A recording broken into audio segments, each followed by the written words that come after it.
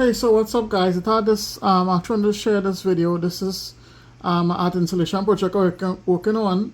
It's based actually on Schrödinger's cat, right? So, you know, if you don't know, Schrödinger's cat is a thought experiment in physics where you actually have a cat in a box and the cat is simultaneously alive and dead at the same time, right? And until you open the box and look, you know, that's how you determine the cat is alive or dead or not. So instead of doing a dead cat and a live cat, I did a motivated cat and a demotivated cat. You know, so it's a a real version. And, you know, the microcontroller here, this is a CH32 417, of course, RISC-V Microcontroller, actually holds the cat in a superposition between two states, you know, both motivated and demotivated, until a quantum measurement collapses into one, right? So this cat space is actually generated by a 12.6 million parameter neural network running entirely on, you know, this cheap little, you know, RISC-V chip, this $3 RISC-V microcontroller. You know, there's no GPU, no load, no cloud, no internet, nothing like that, right? So the latent vector kind of that determines what this cat looks like actually comes from real, you know, quantum vacuum fluctuations measured at the, you know, Australian National University in Canberra, right? So we have virtual photon pairs appearing and disappearing in empty space, right? 16,000 kilometers away from where I am right now, right? And this decides every pixel, you know, of the cat's face, right?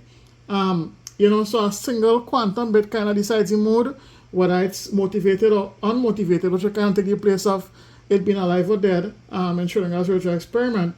And, you know, then the cat speaks. So, you know, there's this phrase here, and this phrase could either be a motivational phrase or the motivational phrase. And, you know, it's played through a speaker, you know, that I have connected the DAC here on this, and using, you know, neural text-to-speech audio that I have on an SD card. And it's actually, you know, 131,000 and about 72 possible phrases, if you could say, right? Now, every cut that's generated is unique, right? Because every cut is supposed to be irreproducible because, you know, and because everyone traces its existence back to, you know, a specific moment in the vacuum chamber in Australia. So I'll show you. So what we could do is, well, it takes about 26 seconds, so I kind of walk through. So we'll start to generate again. And, you know, so when it's generating, it actually goes through different layers on the, on it. So, you know, on both we have hex-ray animation I'll show you after, then we have the waveform superposition that forms. And then we have a quantum seed that is actually followed by, you know, 2 rows of hexadecimal bytes. And these are the actual ANU quantum vacuum fluctuations. Right? So let's let it speak. Your potential at 99.7% confidence. Right, and then we actually have the you know, 10 vector values with the source byte pairs, showing a Box-Muller transform that converts the uniform quantum bytes into like normally distributed floats. So you could actually go back and pause the video and actually see that. And you know, below that we have the network architecture summary. So, you know, you saw the 4 layers coming across. So actually generate a new one, so you could see. So you'll see layer 0 is actually the project. We have layer 1 that actually does upsampling. Layer 2 refines. You know, layer 3 does, you know, details, and layer 4 colorizes. And then we have, you know, we input and output dimensions. And we have the progress bar on the bottom that, you know, actually does the completion. And then, you know, so we'll get a card, let's see. So this is how the motivated card Is more stable than your ability to focus.